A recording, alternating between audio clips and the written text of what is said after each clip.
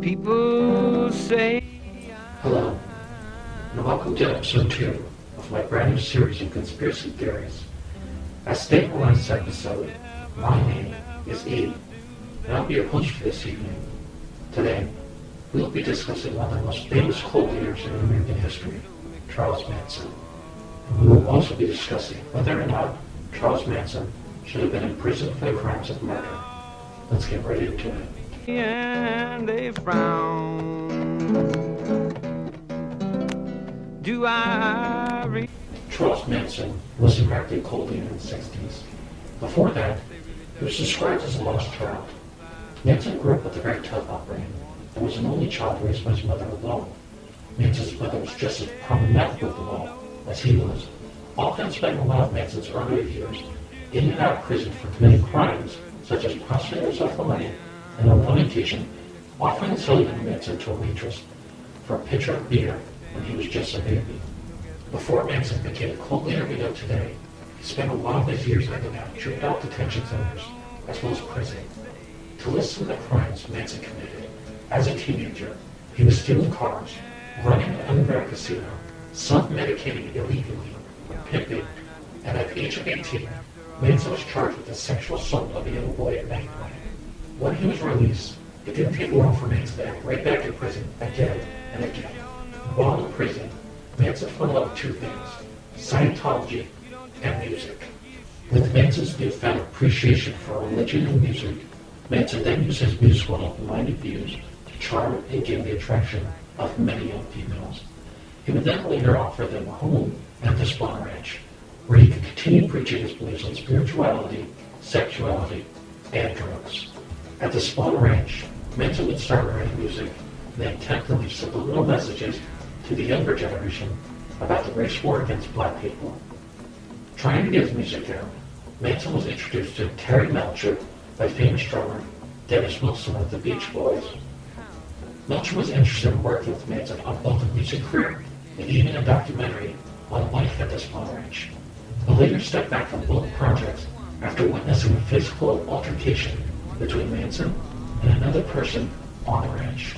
From there, Manson would target Melcher and sent Tex Watson, Susan Atkins, Leslie Van Houten, and Patricia Krenwinkel to the former residence Melcher lived, which was now owned by Roman Polanski, to kill him and anyone else in the home at the time. It was there that the four members, Watson, Atkins, Van Houten, and Krenwinkel, broke into Polanski's home and murdered 5 people, including actress Sharon Tate, who was 8.5 months pregnant. Tate's final words were, "Please, please don't kill me. I don't want to die. I just want to have my baby." There's a time for living. The time. With all that being said, we're going to look to ask ourselves, was Manson a murderer?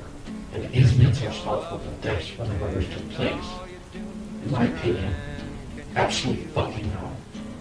When we're discussing the term murderer or serial killer, we're often talking about famous murderers like Ted Bundy, Ed Gein, Son of Sam, etc. And although Manson was obviously the ringleader of the murders involving 5 members at Polanski's home, at no point did Manson even step into the home when the murders took place. The only time Manson was present in any of the Manson family murders was on July 27, 1969, when he tortured Gary Hedley, leaving 2 other members of the Manson family to murder him.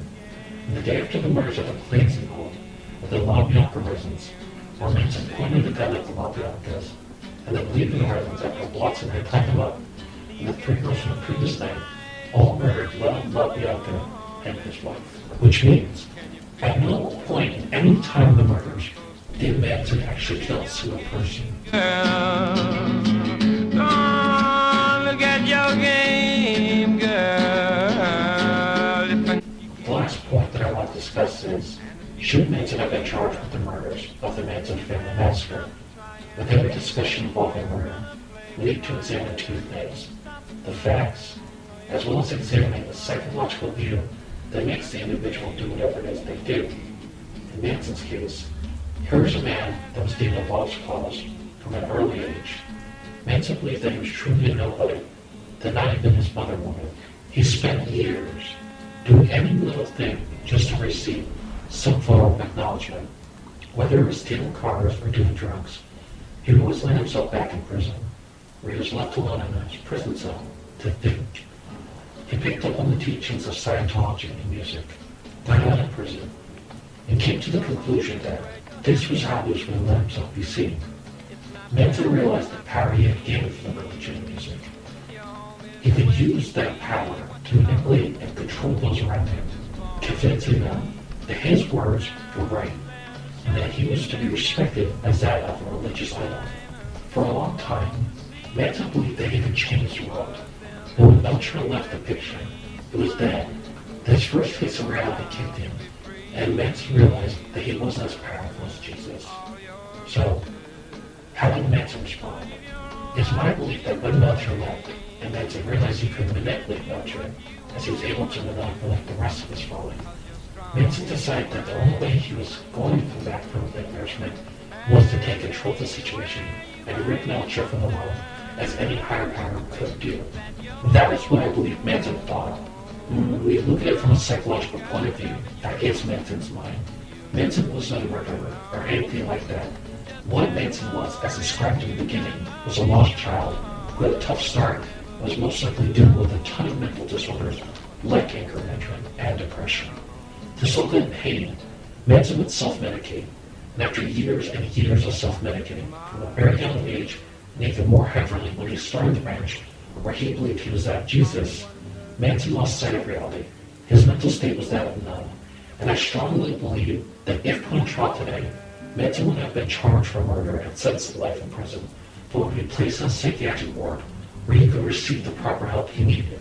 Manson was not a serial killer, nor did he deserve to die in prison.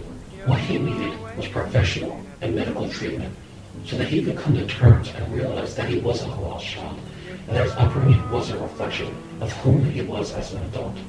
Sending Manson to prison was an injustice, and the only reason he was sent to prison and charged with the murders was because Sharon Tate, a beloved and talented actress in Hollywood at the time, lost her life, and the jury ruled Manson's case based on the biased opinions the media put out, making him the main target, when in reality, the only people who should have been given life sentences were the people involved in the actual murders.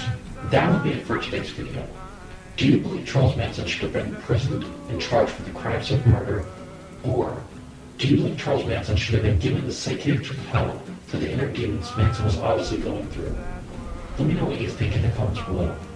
Thank you so much for watching, and as always, my name is E, and I will see you in the next video.